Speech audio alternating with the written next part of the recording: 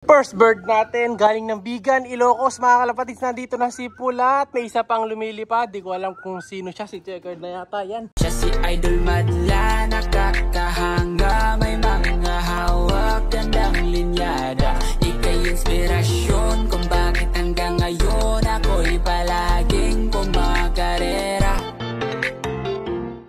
Taas na yata ito. Rumorondas. Kanina ko pa pinapanood to, mga kalapatids eh. Nihintay ko eh. Bumaba na ba? Si Pula, kakalak ni Madla to. Boy, double sure mo yung sticker ha. Kasi nga yun, inuli ni Madla to doon. Sige. Aga ni Pula, pero tukod na siya oh. May kulay na yun pa eh. Tawakan natin mamaya. So wala na tayong intro. Rekta ang agad na to. Rentaklaking. So time check.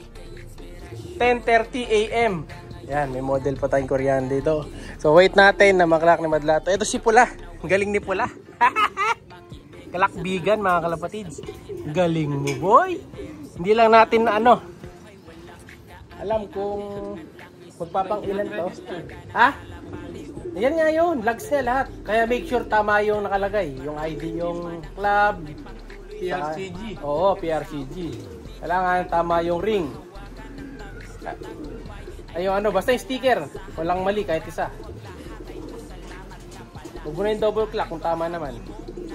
Yan, kasi nga, problema daw yung club. So ito, shoutout doon sa club na yun mga kalapatid. Sa PRCG.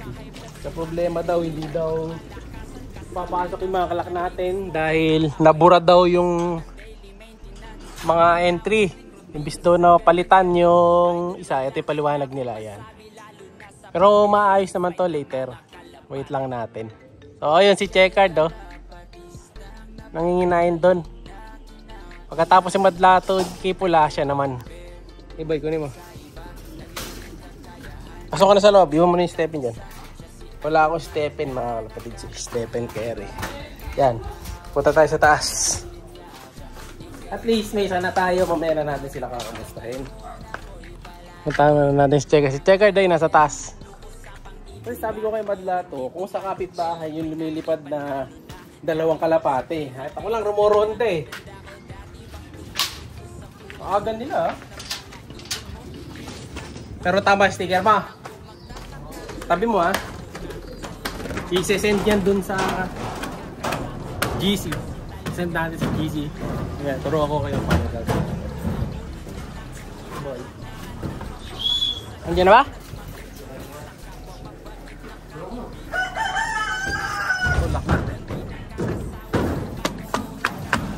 Ako delikado.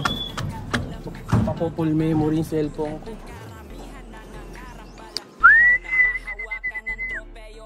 Siya ba to?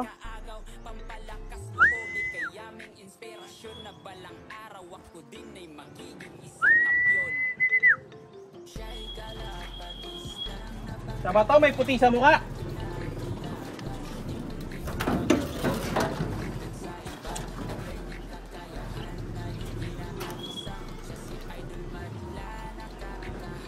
Iba boy, white flight.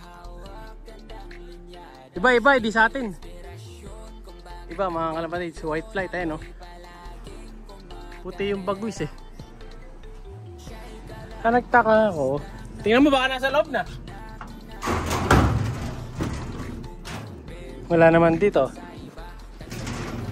Saka ako parang may foundation sa mukha eh. Di sa atin.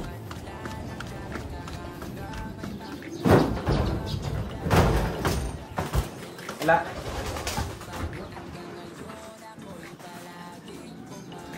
Check pula. Nauna pa si Pula. Si Pula. Check natin dito.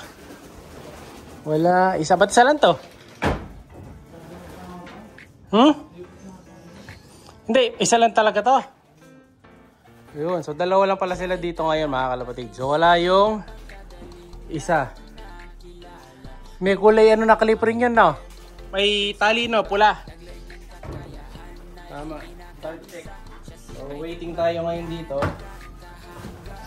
Tahan ko muna dun si Pula. Mustahin natin siya lang. Galing ni Pula. Saka ako. Ba't parang ang lakas pa ni Pula? Sabi ko kay Madla ito kanina. malabong si Pula yan kasi tuwing darating yun. Wow, boy ko ang tubig. Tapos nagulat ako, lumading sa landing board yung hinihintay ko. Galing ni Pula. Manual compute natin mamaya yun.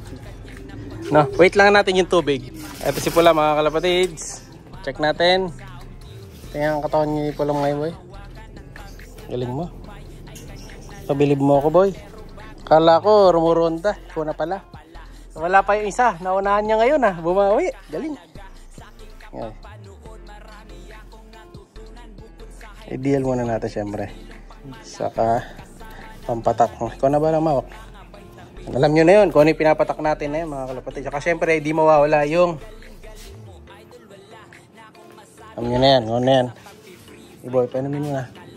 Wait lang natin si Checkered mga kalapatid. So, pero dark check yung lumilipad kanina. Nakasama niya.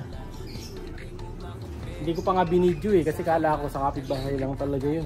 Sa atin pala. Buti sumilip ako.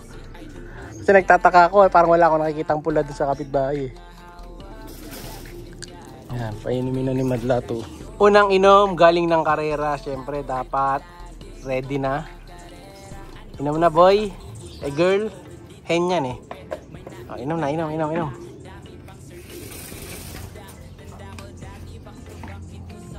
Yan. Although may tukod na siya, pero okay lang yan. Maaga pa naman yung ano, arrival niya. Hindi ko lang alam kung magpapangilan to. Wala pa tayong record logs eh. Pero popost ko dito sa page natin yung logs niya. Tapos pati send ko rin sa ano, ordinator para makita natin yung tamang ano. Tapos ko-compute ko na rin ngayon. No? Update ko kayo bago matapos yung content natin kung pangilan. Nakit na ako sa taas para abangan yung Checkered. Let's go! Naglalaro sa ere mga kalapatid si Checkered. Nandito na. Last bird natin. Lakas ng hangin. Umikot pa. Nakasara. Yan. Sana.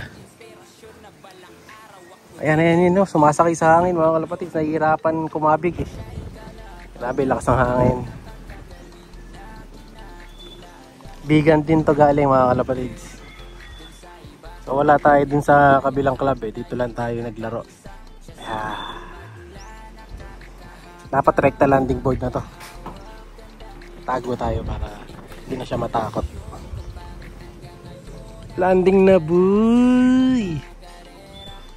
Grabe lakas ng hangin. Mapapasaba kay mga ibon na mga nakasakay doon sa kabilang club. And congrats nga pala doon sa pinsan ko. Nanalo na naman siya mga kalapatids. Overall champion yung pinsan natin mga kalapatids na si HT Bilop. Nadali niya number 1 rank pan race. Trophy na naman ang iuwi niya. Ang nanalo pa doon yung anak ni Kobe. Yung binigay ko sa kanyang anak ni Kobe mga kalapatids. Oh. Yung isa doon sa anak ni Kobe na yung pina-ending ko. So yung nakadali na sa ending, bawi-bawi na. Ewan ko lang kung anong ginawa nung nanalo sa ending. Dapat doon tinuruan na niya. Or pwede niya nang gawing breeder. Ito bababa na. Oops. Tumapo dito sa taas. After kalating oras, pumasok din si Checkered. Pambihira ka boy. Ikaw na.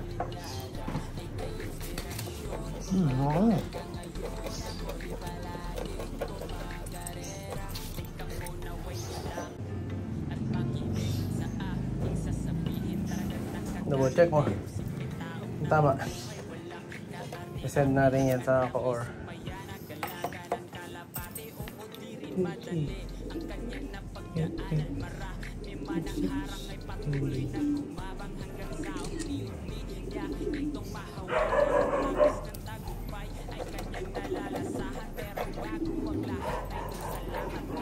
Tira mo.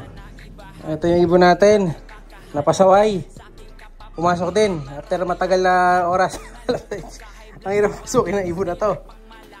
Tayo natin, subukan ko na nga ng ideal. Yan. So at least 2 out of 2 tayo ngayon sa bigan mga kalapatids. Nakakatawa kasi yung bigan na to mahirap pa uwian pero nakakuha ng 2 warriors natin at nakauna pa si Pula, no? So titingnan natin kung kamusta magiging performance sa susunod. So ito yung speed nga pala ni Pula mga kalapatids. Yan. So yung speed ni Pula 1168 sa computation ko. So So update ko kasi sa susunod ko, nag-match yung computation ko dun sa computation ng club. Ito ko compute natin yung speed. Popost ko na lang sa screen bago natin tapusin yung video. And then ayusin ko muna yung listahan. Kunin natin yung sticker, tapos yung logs format. Gagawin natin send sa coordinator dalawa. So at least, 2 out of 2. May pang next patch pa tayo. Next lap, di ko alam kung saan, parang kaparin na yata or Tugigaraw.